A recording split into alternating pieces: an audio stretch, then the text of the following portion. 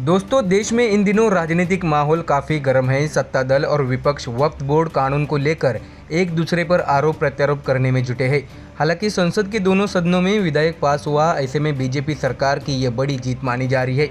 परंतु खबर इस बार दिल्ली से है, जहां आम आदमी पार्टी की मुश्किलें कम होने का नाम नहीं ले रही है। एक के बाद एक कई घोटाले, धांधलेबाजी और बयानबाजी को लेकर आम आदमी पार्टी के नेता हमेशा बीजेपी के निशाने पर आते रहे हैं। ऐसे में एक बार फिर केजरीवाल की मुश्किलें बढ़ने के आसार दिख रहे हैं। केजरीवाल के शीश महल को लेकर पिछले कई दिनों से नए नए खुलासे होते रहे, लेकिन इस बार बीजेपी नेता ने ऐसा भ्रष्टाचार का भंडाफोड़ किया है जिससे लेकर आप सभी हैरान हो सकते हैं। तो आइए जानते हैं कि इस बार केजरीवाल किस मुसीबत में फंसे है। बता दें कि बीजेपी दिल्ली प्रदेश अध्यक्ष वीरेंद्र सचदेवा ने अरविंद केजरीवाल पर उनकी सादगी के दावों को लेकर तीखा हमला बोला है। दिल्ली बीजेपी अध्यक्ष ने शनिवार को एक प्रेस कॉन्फ्रेंस की और उसमें दावा किया कि आरटीआई से मिली जानकारी के मुताबिक केजरीवाल के पुराने सरकारी बंगले सिक्स फ्लैग स्टाफ रोड के रखरखाव पर 2015 से 2022 के बीच 8 साल में 29,56,35,074 रुपए खर्च हुए। ऐसे में दिल्ली बीजेपी प्रदेश अध्यक्ष वीरेंद्र सचदेवा ने केजरीवाल सरकार पर निशाना साधते हुए सवाल उठाया है कि क्या यह राजसी जीवन शैली का सबूत है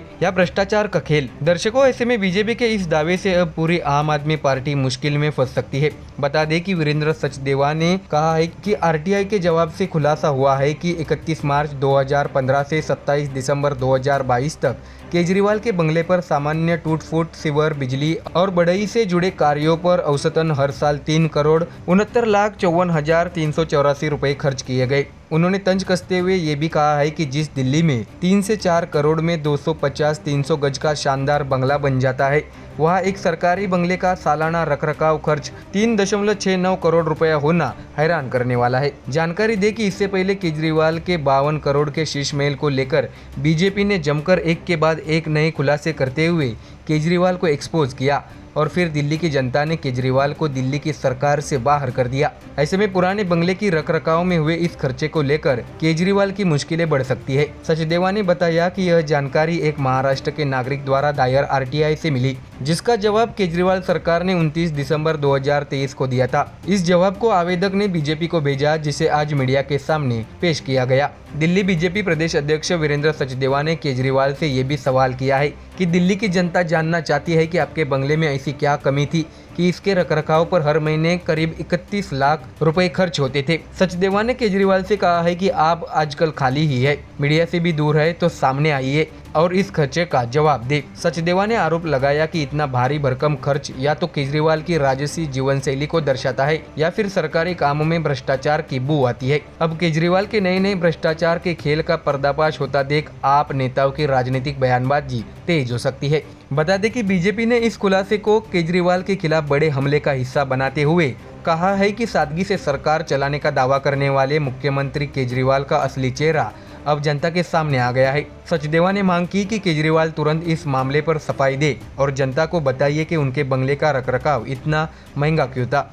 तो देखा दर्शकों, बीजेपी के खुलासे के बाद अब क्या आप नेता या केजरीवाल इस पर जवाब देते हैं या फिर कुछ और निकल कर सामने आता है, ये तो आने वाले दिनों में पता चल ही जाएगा। Bureau report, MTR news.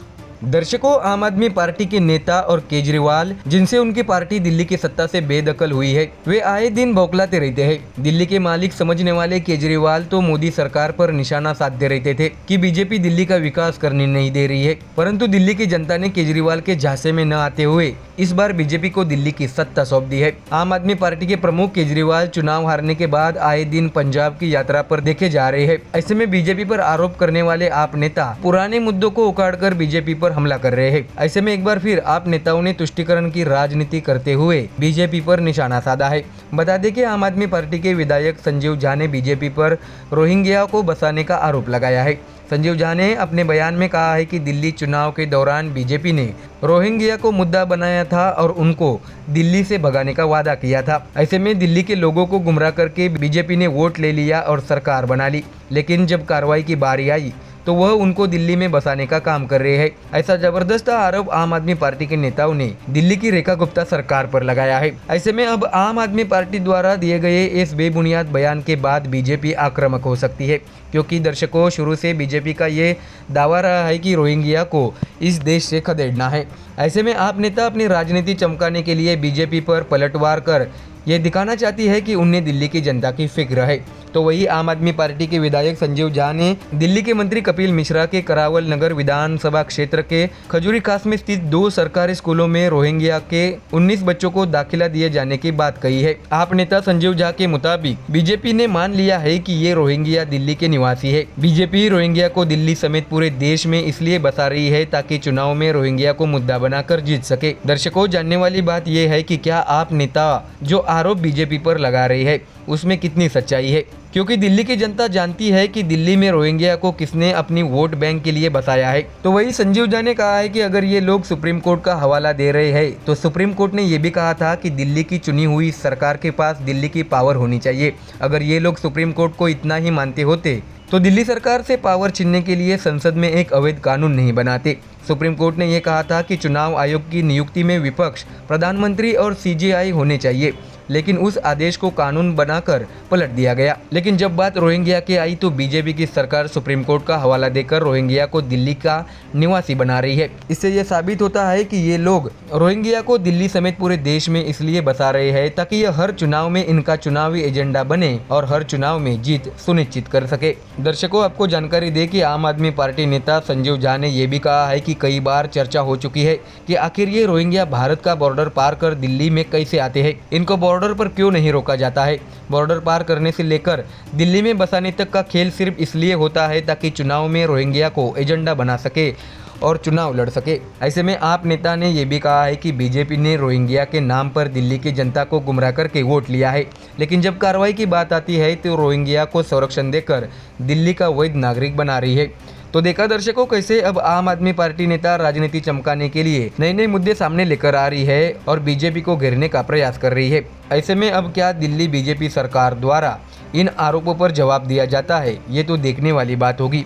Bureau report, MDR news. Delhi में इन दिनों राजनीतिक माहौल फिर एक बार गर्मा गया है। आपकी सरकार को दिल्ली की जनता ने उनकी जगह दिखाई और फिर आ गई दिल्ली में बीजेपी के दमदार और मजबूत रेखा गुप्ता की सरकार। ऐसे में जैसे रेखा गुप्ता अपने सीएम पद का कार्यभार संभाली है, उन्होंने आप और केजरीवाल की पोल खोलनी शुरू कर दी है। फिर चाहे वो दिल्ली शराब घोटाला हो या स्कूलों को लेकर धांधलेबाजी या पुराने बंगले की रखरखाव पर हुए खर्चे का हिसाब, बीजेपी ने आम आदमी पार्टी पर जमकर निशाना साधा है। ऐसे में एक बार फिर दिल्ली स्कूलों को लेकर दिल्ली सीएम रेखा गुप्ता ने बड़ा बयान दिया है, जिससे केजरीवाल और आप नेताओं की बौखलाहट सामने आ सकती है। तो आइए जानते हैं कि आखिर सीएम रेखा गुप्ता ने क्या कहा है। बता दें कि दर्शकों, इस समय दिल्ली में स्कूलों को लेकर सियासत गर्मा गई है। आम आदमी पार्टी द्वारा हो रहे आरोपों पर अब रेखा गुप्ता के सरकार में मंत्री आशीष सूद ने पलटवार किया है। बता दें कि मंत्री आशीष सूद ने कहा है कि हमारी पहली प्राथमिकता है कि दिल्ली में किसी भी तरह का स्कूलों का व्यवसायीकरण बर्दाश्त नहीं करेंगे, दिल्ली सरकार की प्राथमिकता है। दरअसल दिल्ली में प्राइवेट स्कूलों पर जारी सियासत के बीच रेखा गुप्ता सरकार दिल्ली के सभी 1677 प्राइवेट स्कूलों की ऑडिट करने का फैसला किया है। एसडीएम की अध्यक्षता में 3 सदस्यों की टीम ऑडिट करेगी। तो वही 10 दिन में शिक्षा विभाग की वेबसाइट पर डेटा पोस्ट किया जाएगा। दिल्ली सरकार की पिछले 10 वर्षों में किस स्कूलों ने कितनी फीस बढ़ाई, वही स्कूलों की मनमानी पर अभिभावक सीधा दिल्ली सरकार से मेल आईडी पर शिकायत भेजा जा सकता है। जो भी स्कूल बच्चों के नाम काटेगा उस पर कार्रवाई होगी। दर्शकों, आपको जानकारी दे कि दिल्ली सरकार द्वारा होने वाली इस ऑडिट के बाद केजरीवाल और पूरी आम आदमी पार्टी के बीच खलबली मच गई है। ऐसे में दिल्ली सरकार में मंत्री आशीष सूद ने कहा है कि हमारी पहली प्राथमिकता है कि दिल्ली में किसी भी तरह का स्कूलों का व्यवसायीकरण बर्दाश्त नहीं करेंगे, दिल्ली सरकार की यह प्राथमिकता है। उन्होंने ये भी कहा है कि हम अपेक्षाओं के बोझ को लेकर सरकार चला रहे हैं और पूरी कैबिनेट इस पर काम कर रही है। पिछली सरकार क्या देकर गई, उसकी जगह हम सब इस पर लगे हैं कि हम क्या करें। तो वही इसके साथ ही शिक्षा मंत्री ने पिछली केजरीवाल सरकार के नेता क्या भ्रष्टाचार कर रहे थे, ये भी देखा जाएगा। ऐसे में दर्शकों, जानने वाली बात यह है कि आप नेताओं ने दिल्ली स्कूल के नाम पर भी कुछ घपला या धांधलेबाजी तो नहीं की है। इसका हिसाब किताब अब रेखा गुप्ता की सरकार करने जा रही है। बता दें कि मंत्री ने आप नेताओं द्वारा दिए बयानों पर तंज कसते हुए कहा है कि वे पहले बोलते थे कि सीबीआई बी टीम है और वे अब सीबीआई जांच के लिए बोल रहे हैं। तो वही दिल्ली सरकार में शिक्षा मंत्री आशीष सूद ने आप नेता और पूर्व उप मुख्यमंत्री मनीष सिसोदिया को चुनौती दे दी। उन्होंने कहा है कि वे सबूत लेकर थाने जाए और एफआईआर दर्ज कराए, मीडिया के सामने बेरोजगार नेता की तरह बर्ताव न करे उन्होंने आम आदमी पार्टी पर तंज कसते हुए ये भी कहा है कि अगर आपने इतना अच्छा काम किया होता तो दिल्ली की जनता आपको हराती नहीं। ऐसा कहते हुए बीजेपी नेता ने आम आदमी पार्टी के नेताओं को चैलेंज कर दिया है। ऐसे में फिर एक बार दिल्ली की राजनीति गर्मा गई है। दरअसल मंत्री आशीष सूद ने यह भी कहा है कि दिल्ली में 1677 स्कूल है, जिसमें 375 सरकारी जमीन पर है और इन्हें सरकार से अनुमति लेनी होती है। आज तक प्राइवेट लैंड पर स्कूल चलाने वालों के बारे में सुना है। हम पर आरोप लगा है कि फीस बढ़ाने की साजिश कर रहे हैं। ऐसे में मंत्री सूद ने यह भी कहा है कि बीजेपी जांच करवाएगी कि पहले कौन कौन रिश्वत लेता था। हम किसी भी तरह से अनैतिक बढ़ोतरी नहीं होने देंगे। स्कूल में 15 करोड़ का घपला किया और आप सरकार में 15% बढ़ाने का मंजूरी दे दी। इसी तरह आतिशी के कार्यकाल में 13% फीस इसी स्कूल में बढ़ी। तो देखा दर्शकों कैसे एक बार फिर दिल्ली की राजनीति में बीजेपी और आम आदमी पार्टी आमने सामने है। ऐसे में आने वाले दिनों में क्या कुछ नया घोटाला आप नेताओं का सामने आता है, ये देखने वाली बात होगी। Bureau report MDR news.